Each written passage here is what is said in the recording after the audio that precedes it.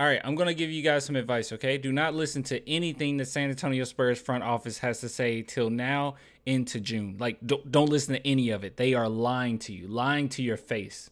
I want some rest. Are we having fun yet? All right, so there's some things I want to talk about, okay? Big news, huge news when it comes to, and you saw it in the caption, so there's that. But I also want to show you this Brian Wright segment of an interview, I guess, that was pretty interesting. Now, before we get into this, really quick, I said this in another video, but I don't know the order of these videos in which I'm uploading them. But dude, what the heck? I'm still not over this. My merch was literally on San Antonio News. Dude, taking over San Antonio, I don't even live there. Just not seeing that Spurs symbol. This year was a painful season that we went through, but it's all worth it now. That's merch from the shop. We're gonna get Wembanyama. It was all. That's merch from the shop. That's so beautiful. If you guys want to support the channel, please. Link in the description is clanthemerchfan.com. Got a lot of stuff here, and I got more stuff coming, obviously, with our new guy. I got some stuff coming, but if you guys want to support, please do. It means the world to me. All right, so let's go ahead and dive into this. So we'll start with the news, okay? Greg Popovich. So Greg Popovich hopped on a flight to Paris yesterday. Now, Tom Petrini, and we've had him on the channel before, it seems like he's trying to be cautious. I don't know if he's like, he's not 100% sure if he's like allowed to say it, or maybe he's just heard it.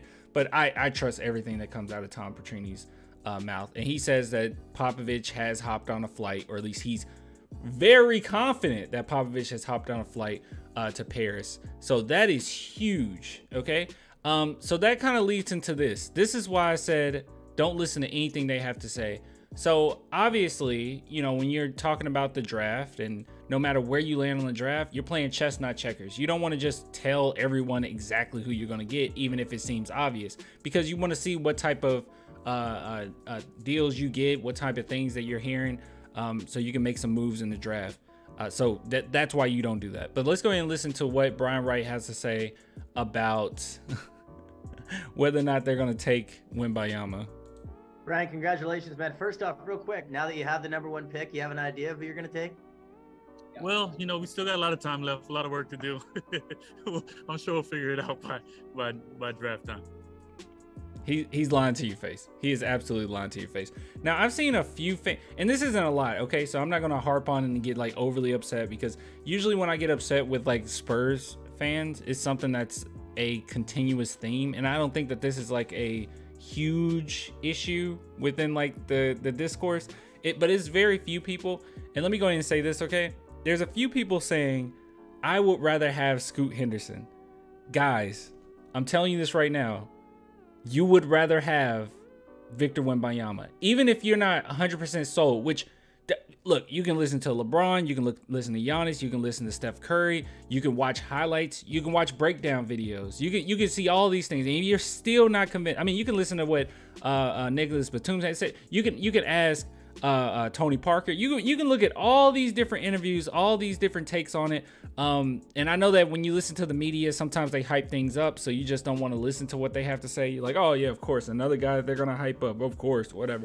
But no, I'm telling you, this is who you want. But even if you're like, I don't know, think of it like this, okay? This is a huge deal. You get Victor Wembanyama with all the hype that's around him. That's going to help the team, okay?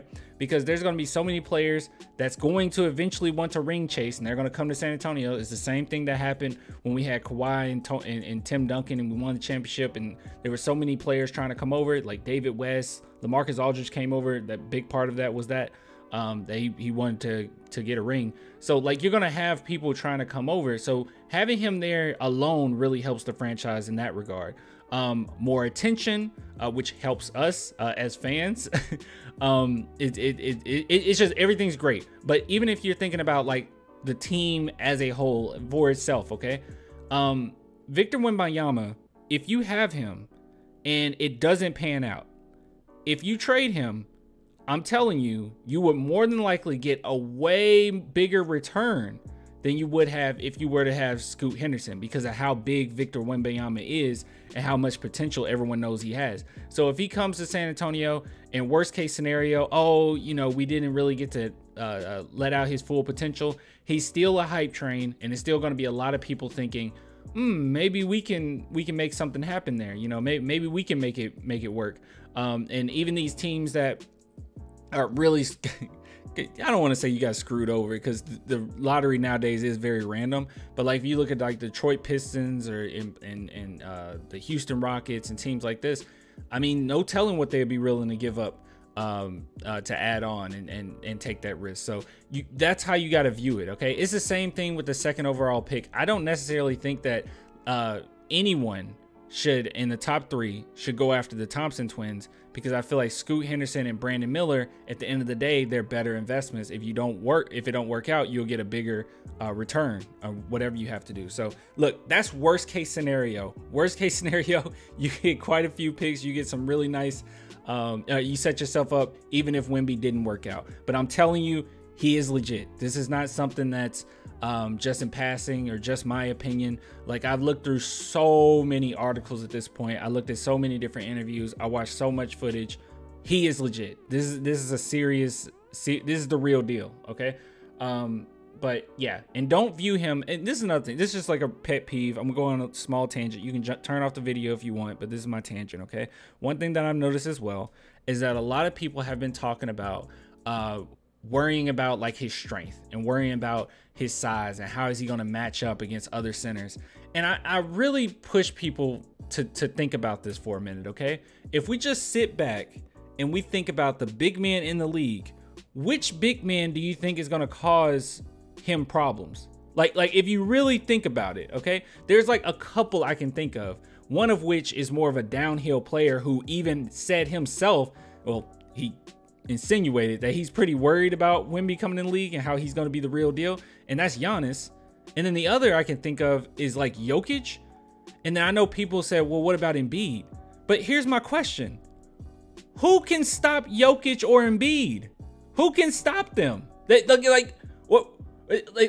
makes Wembanyama a special case here? Like what makes him worse than anything else? Like people saying he needs so much strength. Yes, he needs to build some strength. Sure, he's super young. He's going to, and when you're that tall, you got to be cautious with that type of stuff. But like, well, I don't understand where people are coming from when they're saying Victor Wembanyama, he's not going to be able to keep up with other big men. Other big men can't keep up with other big men. Okay, Jokic goes against Embiid, he'll still give him a 30 piece. These guys are really hard to guard. So I don't know what's the special case here. I mean, even Tim Duncan, one of the greatest big men of all time, he had trouble sometimes. He couldn't always hold a KG to under 25. I mean, it's hard. It's tough. Okay, so like, I don't know. That's all I'm saying. It's just a weird argument to me that a lot of people are like, you better get ready. And it's like, dude, the way that he plays like KD. And if a center, I would be more worried about the other center. Okay, because if the other center is guarding him, they're not going to be able to keep up. I'll tell you right now, Jokic, and he's like my favorite player in the NBA.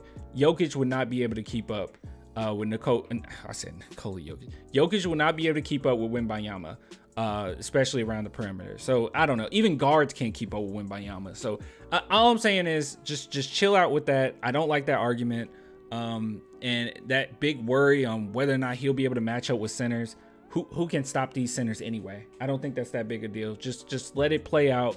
He's gonna have more of a KD role anyway. So that back to the basket pounded in for a shot. It just doesn't. That's not an NBA anymore. But yeah, stumbled over my words a little bit. I guess I'm kind of irritated by that. But anyways, I'll give it to you guys later. You want to support the channel, claimthemerchfan.com, or become a Patreon YouTube member, only $2 per month. Till next time, don't listen to what Brian Wright has to say. He is lying to you. But yeah, bye.